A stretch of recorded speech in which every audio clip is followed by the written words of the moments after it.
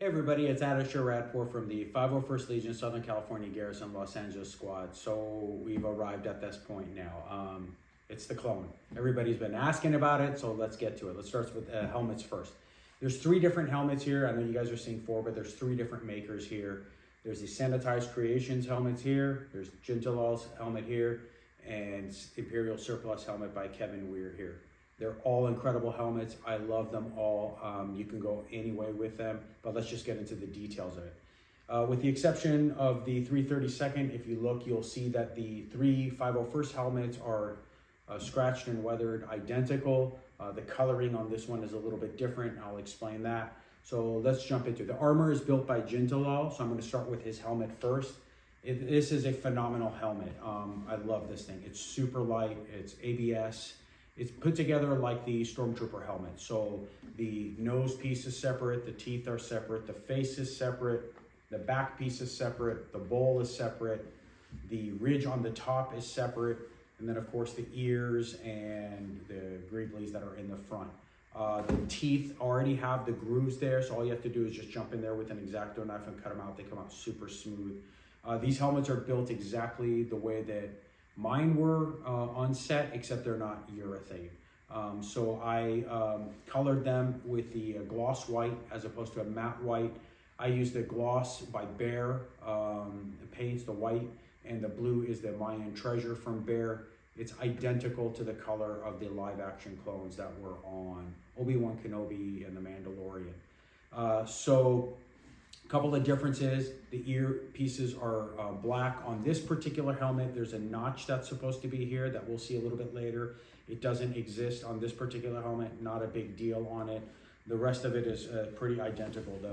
There's a little greebly inside the Hovey tips, and then the mesh, the larger mesh.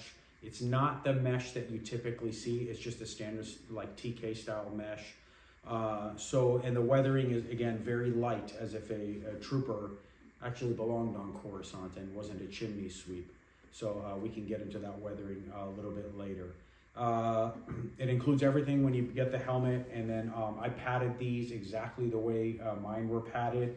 So this helmet is a real nice helmet if you are into a helmet that you want that's super light and it's ABS and no edging on it. So you can see this is exactly how mine was lined inside the movie version. So now let's get to the next one. The next one is the Imperial Surplus helmet. The coloring on this is a little bit different. I didn't have access to the photo, so I went with the closest color that I could. I haven't changed the color on this because this helmet I made when my mother was alive, and I do not want to touch it since she's passed away. This helmet is all one piece, so it's really nice and easy. Everything is one piece. You just basically have to cut out the eyes, the teeth, and then you get going on it. However, I had to make some modifications on this. On the teeth, there is a little bottom ridge. I had to add that in, so that was a bit of work. I also had to cut these vents in by hand. It was very difficult, so I took the sticker that comes with it, lined it up there, drew it around it, and then very carefully dremeled. And then of course you make a couple of little errors, and then I did an ABS slurry as opposed to Bondo. I did an ABS slurry and then just made them perfect. And then it's backed by a blue that matches this. Same thing with this helmet. The blue that's inside the teeth matches this blue. So the helmets are, again, a couple of little details. Again, I'll point out on this one, they're all identical. There is no black fill here. The line and the 2 dots I had to file out. That didn't exist on our helmets. But that's it. Kevin's helmet is a really beautiful piece of resin work. It's just stunning right out of the box, ready to go. So I highly recommend it if you guys know Kevin and you have access to his stuff, which, I mean, it's easy, Imperial Surplus. This is a great way to go, but you're going to have some work to do. If you want it like the Obi Wan Kenobi and Andor clones, again, with the teeth and then the cutout and then the little notch that's back here, filling in this thing, okay? Let's get to the Sanitized Creations helmet. Now, this helmet is identical to what I wore, with the exception that it's not a polyurethane injection molded helmet. This helmet is in quite a few pieces. So the greeblies are of course separate. You have to cut out the teeth, but the line is already there. Cut out the eyes. The ears are separate. The little piece that goes on the ears is separate. The vents are already cut in there, but you'll have to make a backing for it. Once again, it's colored the same as the blue that's up here. The band that goes around this helmet is separate. It's a rubber. It's an actual rubber piece like the ones that we had. And then this piece is separate, and it's missing those lines. If you notice, you can also see the little notch that's in the back of the earpiece. That's exactly like it. I helped Dino develop this helmet, and it came out stunning. I'm going to show you the interior of this one. Again, it's exactly like the one we wore, except I added this little rubber seal. The reason why I added this rubber seal is I will be trooping in this. This helmet stays in my office. I don't touch it. It's a little bit sacred to me for obvious reason that I explained. But this helmet, I put this little rubber seal on so that when I put it down, it's not touching the edges of the resin helmet and causing any chips or cracks or anything like that. So if you want to make yours and you want to go for your approvals, this seal does not exist. This is going up for the CRL without the seal, so you guys will see that. This helmet as well, so you guys can see all the differences. There is a slight difference in size on the helmets. So if you have a little bit smaller head or you're a little bit shorter, you might want to go with this one. It'll help you move around in the suit a little bit better. So this is, once again, the Sanitized Creations helmet, and once again, it is weathered exactly like what I wore on set. So this one has probably got the closest weathering of them all. Now let's get to the 332nd helmet. This 332nd helmet is a little bit special to me as well. This one is one that I promised my mom I would make. So I made it in honor of her, as well as another little special person in my life, and we can discuss that later. But this 332nd helmet is a blend. So the markings that are up here, I took from the Ahsoka series. The cut that comes down here, I took from the game series. The Ahsoka ones are a little bit wider. The black band is from the game series. The CRL currently only says a band is present, doesn't say that it's colored. On some of the helmets, you'll see that the band is orange and then white back here. On some of them, you'll see that it's orange and it's black back here. And then on some of them, you'll see that they don't exist, whether it's animated or whatever. This is the look and style I went with. I went as if Fbfx were making the Ahsoka series. This is how I believe they would have done it. Once again, the same details. But in the back, this one has the black and a very light line and 2 dots, like the ones that were present on the Ahsoka. So this is the 332nd. Guys, these helmets are incredible. If you tell me which one I would pick, it would be based on who you are and what you're comfortable wearing. They're all incredible helmets, incredible guys, really great quality products. So I wouldn't recommend one over the other. It just depends on how much work you're willing to put into it. If you want to go and push as hard as you can for that live action Kenobi, Mandalorian, Andor look, the details on this one are spot on. They're there. You don't have to try to work them in, but you can work them in on these other helmets. Anyway, so that's the helmets. Let's move on to the next piece. All right, guys. So here we are to the bulk of the body. Let's just start with the chest piece. The chest piece, of course, it's missing the 2 little lines that are here. They did not have them on those. And then also the sides aren't seamless. They're a lot like the Anthology or Rogue One TKs. There is a rubber connector that's there. They were Velcroed on us on set. I used magnets so that it just grabs. Nice strong magnet for me. The coloring on this, again, is that blue Mayan treasure. Same thing with the shoulders. The whole armor is colored with that. The whole thing is with the bare gloss white. The weathering is very mild, as you can see. It's there. When you see it in person, it just gives you enough of a flavor to see that it's real. The shoulder straps are silicone. And then I put an extra thick strap underneath it and attached a rubber piece. So it comes out like a little T. And so it's underneath that to give that a support, and then it's snapped in. And then you can see this little buckle piece. That's how they snap into the armor. The back, okay, let's talk about this now. The back on this armor Comes with a groove that's already here with a piece that's there. You cut the pieces in and then you glue them in from the inside. That wasn't good enough for me. I cut that out, took another piece of ABS that was separate and put it in here. I cut these out, all these holes out, and then fitted them in there. Obviously painted this blue. It's got the scratch that mine had, and then weathered it the way that it matched my suit. And then from the inside,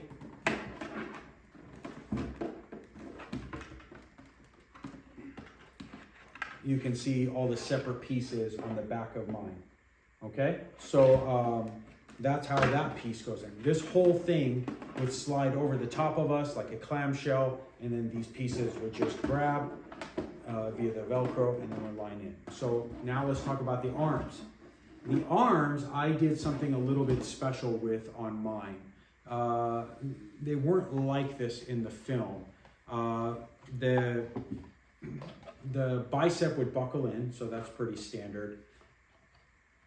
And worn with this in the back, not the way that it was done on Rex. But what I did with mine is I added 2 straps here and here, just to make sure that that alignment is always even. So I put 2 snaps in there so that I can actually snap my elbow pieces into there.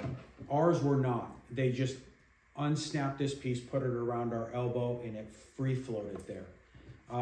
That's really cool, but I just wanted a little bit more of an extra even spacing on that. So I did this, and then the same thing with the forearms. The forearms just slid up on the arms, but I put a little strap there so that it keeps them in the right place. They're not slipping down and going all over the place.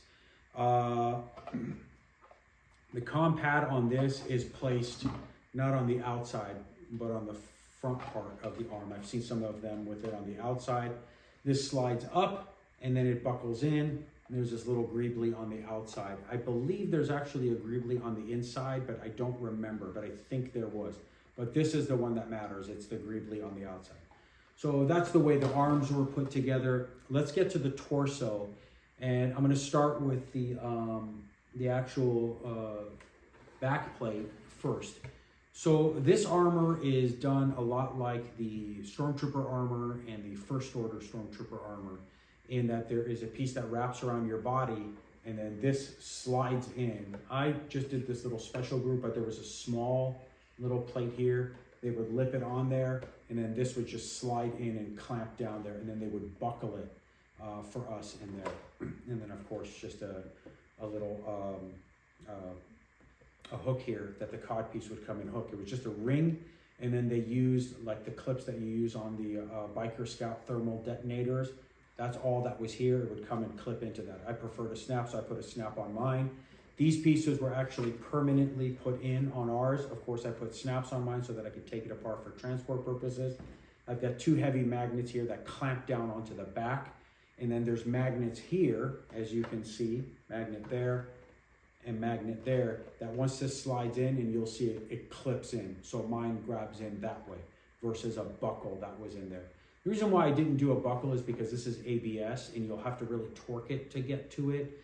And it's just not as forgiving as the urethane. Those urethane pieces were so easy to pry open. And actually, that's another thing on the forearms. They would pry these open for us to get in. So there's 2 rubber bands on the inside back end of it. And you just pry it open and just shove your arm in there. The urethane is phenomenally forgiving and phenomenally strong. I mean, I think I hit the ground and the Jedi Temple sequence on the main sequence probably 40 times in one day, and nothing wrong with my arm. So when it comes to these pieces, I have to take into consideration ABS. So I made these removable. I didn't put a little buckle there. It just comes in and snaps in there, okay? So let's now talk about the torso and where this back plate will attach. This armor is actually quite easy to make. I took it a little extra step. Let's start with the cod piece. The cod piece is the same as the back piece. I have it snapped in there. Ours was permanently attached with some strapping. These belt pieces are all separate, and there is a conformed piece that goes around, and then these belts sit on it. Ours was permanently attached to it. It wasn't the rubber flexible type that a lot of the clones use. So it was all the way around nice and flexible, and there was no gap. So once you would cut these pieces out and get them to fit that belt, I had to go in there and ABS slurry and fill all that in so that they're seamless. So that's a little bit of a work, but no different than we're used to. And then of course I cut the little groove in for that back piece to come in. I have the rings up here, just like I did on my first order stuff. The rings are up there. There's just a standard buckle that would come and go to the back ones, which were in the crisscross shape, and then you crisscross them. So it comes across the back, straight down, across the back, straight down. That helps it stay on. And then of course, a zipper style, it zips down. So when you fit into it, you zip it down. And then this piece comes and slides onto the armor. Sorry guys, I'm trying to make it so that you guys can see it and I can see it. So once this piece is aligned itself, you can see it comes down, and then this goes into this groove. And here it's separate. See, separate. It goes in and the magnet grabs. The magnet's on the torso grab, and that's how you get that nice clean look on it. Okay? The thermal detonator was really interesting because it was the tube, these pieces, and then individual little buttons. So you have to put those buttons on individually next to each other and color them. So that's the torso. Once again, cod piece, butt piece are separate pieces. They just snap together. Instead of using that hook, I used this, and that's it. So there is the, so there's that piece, and I'll show you guys.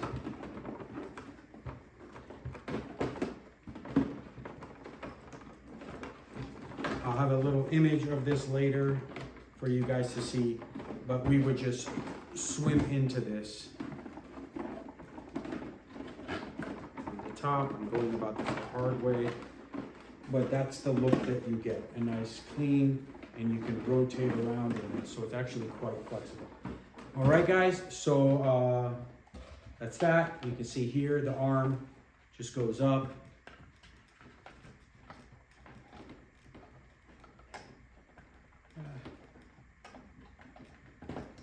And buckles in. And then you have the arm that hangs down. Okay, so that's on the torso of the armor. Let's go ahead and move on to the legs. All right, guys, let's talk clone legs. The legs, the thigh pieces on this armor are actually attached to the torso. There's 4 straps that hang down, exactly like the TKs, the FO TKs and the regular TKs. For anybody that doesn't know, it's the classic Stormtrooper and the new era Stormtrooper, the first order Stormtroopers. So because that is polyurethane and it can hold a lot of weight and torque on it, and if you kind of really press against it, you're not really risking the armor. With ABS, we are. So on all of my suits, I separate my legs from the torsos. But what I do is I separate it and simulate it as being the same thing. So what I did was I created a belt that's got the 4 straps hanging from it that comes around and attaches, and then it goes down and buckles into your the tops of the thighs, and we'll get into that.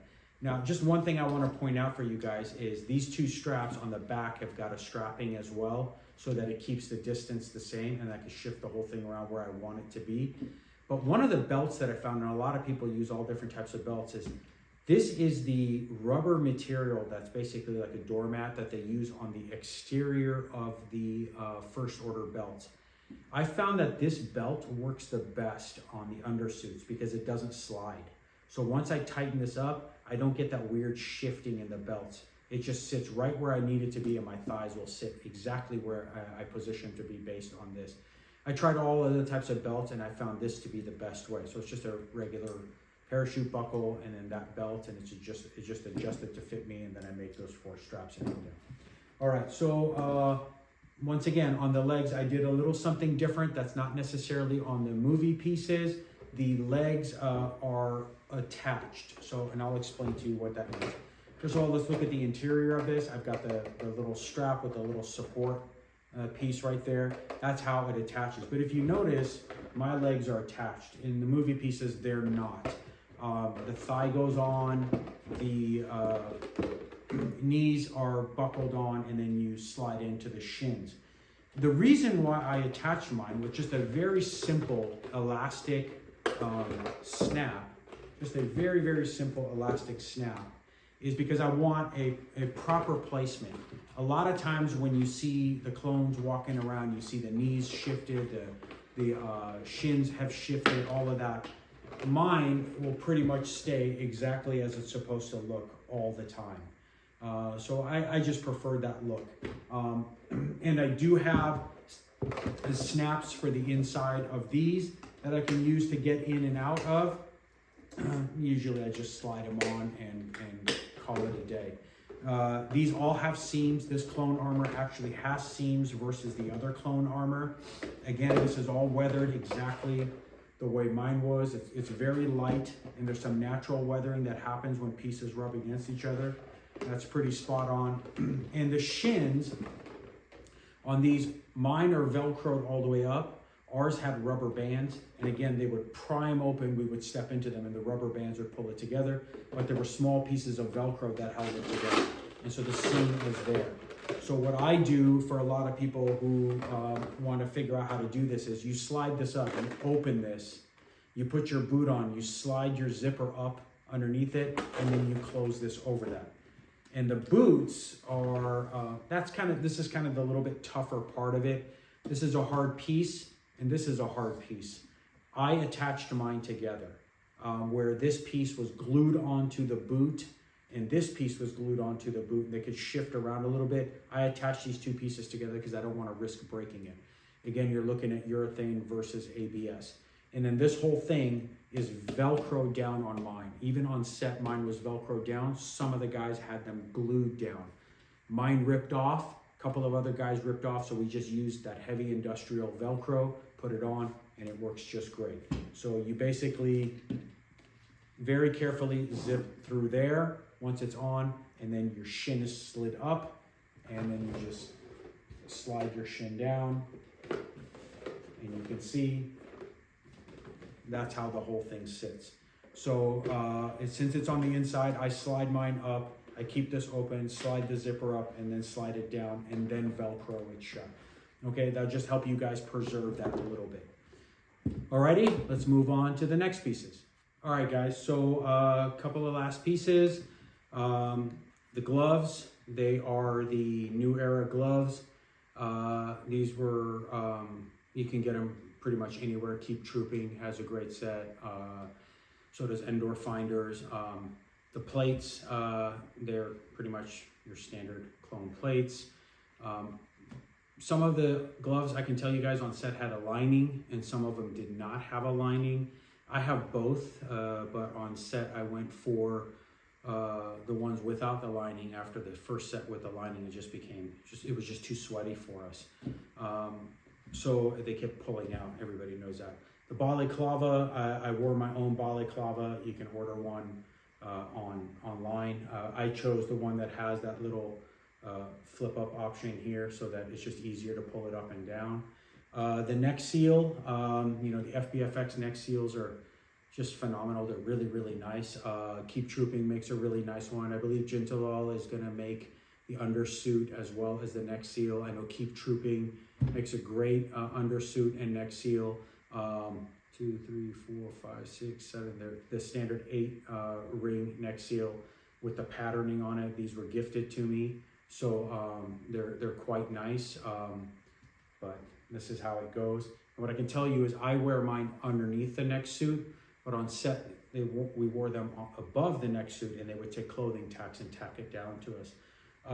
Once again, Keep Trooping and Jintalal are both making really, really nice suits. This is what the undersuit looks like. It's got a, on the sleeves, it's got that horizontal lining or ribbing to it, which matches the horizontal ribbing that's on the actual suit. The ribbing covers the arms all the way down through the elbows, any of the exposed area, the seat, the knees, and then it's got straps for your feet and for your hands. So they're quite nice again. I have one of the Keep Trooping suits. It's almost identical. So those are really good to go with, and I know Jintel is developing it as well. So let's get on to the final pieces. All right, guys, the final pieces of this, the piece that I think everybody gets excited about, of course, it's the blasters. We have the short and the long. They're awesome. These things were amazing. We had quite a few different ones on set. There were some that were foam and were cut in half as if a lightsaber went through it and cut it in half. So ran with it, held together, and then boom, when it would hit, we'd open it up and reveal it. This blaster is exact to what I carried on set. Both of these are identical. It's painted identical to what we carried on set.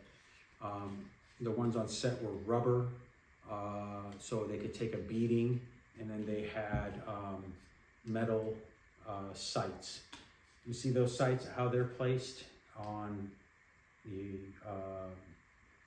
Revenge of the Sith and the animated. They're actually the other way around, but on the series they put them this way. This looks more appropriate. If you look at the E11 sights, if you look at virtually any other gun sight, the slope is forward, it's never backwards. So they actually did the right thing. The ones on mine are actually metal, exactly like the ones that were on set. Exactly like the ones that were on set. So it's quite a nice blaster. It's very, very detailed. And then again, very light weathering, so that the blaster actually looks like a weapon that was cared for. Same thing with the long gun. So on set, we carried the foam ones. They took a beating, all of these blasters, but they survived quite well. So depending on how you were running on set is where we would hold them, here, or sometimes here. But it just depends on where the angles were and what the firing was going to be. I carried both of them on set. They were both very fun to carry on set. So yeah, so the blasters are quite long and quite light. Mine are of a special material. None of them were wood or any of that other stuff. So there you go. This one didn't have sights, so we didn't do anything with that. And this one, again, you guys can see all the little details of it. Alrighty, so that's the blasters. Everything that you guys saw today was built and weathered and detailed exactly as if you saw it on set. All right, guys, I want to talk to you guys about one final point on these clone suits. There's a lot of debate that you see out there, people talking about what colors they like, what colors they don't like, how the builds are, and so forth.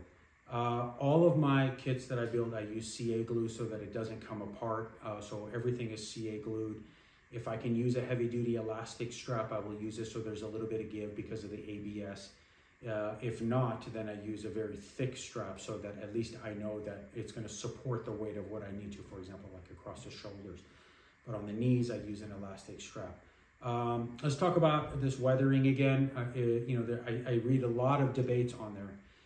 And I just want to set something for the record. In an animated cartoon environment, when you're looking at a character, if they don't give it extra texture and weathering and so forth, it looks childish, it looks not real, it's not believable to us. So they add that extra element into it so that we get an idea that we're looking at something more than a cartoon. We get immersed into it. In the live action, for example, like Revenge of the Sith, you're looking at something that is an early generation of CG, which is phenomenal. It was awesomely done. I love the way they look. I was excited when I saw them. But they still have to add a little bit of extra texturing because, or else they'll look and move like they're animated. When you get into the real world of stuff, you start looking at stuff, and if you beat it up too much, it starts to look like, what am I looking at? Why is this thing beat up? So all of the armor that you see, whether it's on, say, for example, Ahsoka, when they're in the heavy battle sequences, if you look at it, it's got the appropriate amount of battle wear on it. Any soldier, anywhere from ancient times to modern times, they know that they have to take care of their weapons. They have to take care of their armor. It would be no different in this era. Now, just imagine when you have an ultimate lord like Palpatine or Vader, how would you be around, or say Anakin in this phase, how would you feel showing up with your stuff destroyed and battled and just degraded into Kingdom Come? It's just not the way that it's going to look. If we're talking about Clone Wars and guys that are heavily engaged in that combat, I do agree in it. That's different. But once again, don't go overboard with it, because then it's unrealistic as well. You know, what's the point of that armor? What are you wearing it for? These, the way that they're done, and if you see them in person, they don't look like our standard helmets and so forth. They actually look real to me. It's because the way they did the weathering on them, and it's what I replicated, would seem as if these troopers were cleaning them, or as if they came in, for example, into Coruscant, onto the Jedi Temple. These are respected soldiers. They're going to be clean. They might take a little bit of smoke damage. They might take a little bit of scuffing here and there. But for all intents and purposes, they're clean. So that's why the weathering is done like that. The coloring. There's a lot of discussion regarding the coloring. So they did switch a little bit when they went to Ahsoka, as well as, I believe, Mandalorian. They switched the color a little bit. But you have to understand that this blue, if I put them in different lighting, it's going to look very different. So if I go outside in the bright sun, this is going to look very light color blue. If it's at night, and I do have photos of this at night, you'll see that it looks navy. It looks very dark. And there's a sequence when one of the Jedis is coming through and she cuts me and kills me and I spin and I fall. You'll see it almost looks dark navy, almost forest green, because of the glow in her green lightsaber. So take it easy on the coloring aspects of it. Get it right. The Mayan treasure is the right color for these ones, and then you can do your vibrant blue or whatever it is that everybody else uses. Those are both right. They're both going to look correct. All right, guys? So that's a little bit of the 411 I wanted to give you guys. Have fun building it. This is an incredibly honorable suit to wear. All of what we understand as 501st Legion basically comes from this. This is where, you know, they named it after us, and then we follow this tradition. So if you do build this suit, do a good job with it, and then wear it proudly. All right, guys? 501st Legion. Do it right.